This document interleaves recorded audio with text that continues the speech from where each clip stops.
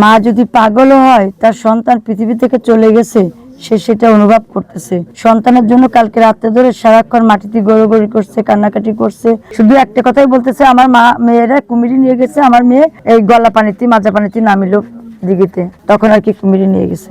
নৌকা নিয়ে নামার পরে ওই যে এখানে একটা বালিকাটার দম রয়েছে, ওই বালিকাটার ওখানে গিয়ে ভেসে উঠেছে। ওখান থেকে নিয়ে আসার পরে খানিকক্ষণ পরে মানে মিনিট পাঁচেক পরে কুমির ওখান থেকে খুব স্পিরিটে এসে ওই জায়গায় এসে ওখান থেকে আবার ঘুরে ওই সাইডে গিয়ে রয়েছে এখন বর্তমানে।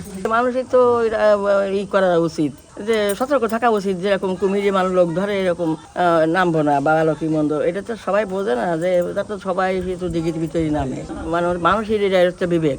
জানে গোসল করতে নামে তুমি কোনে ছিলে? এনে বাসা ছিলে? আরে ধরে আয় নাম কিন্তু দূরে নামিছে, ধরে নামছে, আমি না আর হুচি না এনে ধরে এই নয় এই তুমি তো তানি ঘরও কাম করলে আমার একটু দূরে নেই।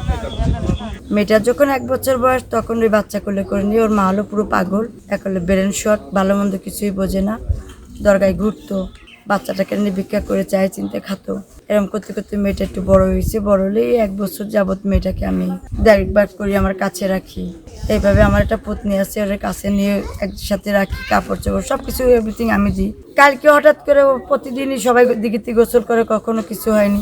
কালকে হঠাৎ করে মেয়েটা রাত্রে আমি ডাকতেছি, ফতে আসো ঘুমাতে আসো, 7:30 বাজে আনুমানিক, 7টা 7:30 ওই ঘাটে চলে গেছে গোসল করতে যাওয়ার পরে এর মধ্যে ঝাপাঝাপি করেছে কত সময়, এটা তো আমরা কখনো দেখিও না জানিও না।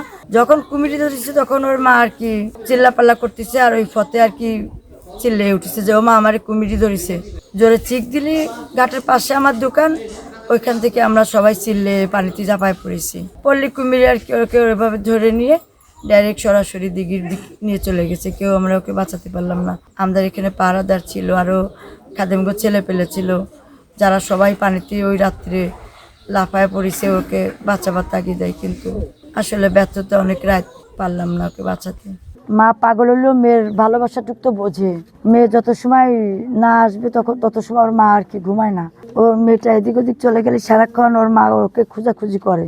মেয়ের একটা উলনা আছে, এই যে শাড়ি তুইছে আমি 3 পিস কিনে দিছিলাম, এই উলনাটা কারোর কাছে দিচ্ছে না, জামাটা কোথায় হয়তো ফেলে দিছে। এই হলো উলনাটা, এই উলনাটা নিয়ে মেয়েটার জন্য কান্না করতেছে। পাগল হলেও তো সে তো বুঝতেছে যে আমার সন্তান আমার পাশে নেই। ওকে কোথায় মাটি দিবে না দিবে এটা তো ধরেন প্রশাসন বুঝবে। আমাদের ডিসি সাহেব হলো আমাদের এখানে চেয়ারম্যান, আমাদের মাজারের, উনি বুঝবে, এটা তো আমি বলতে পারবো না।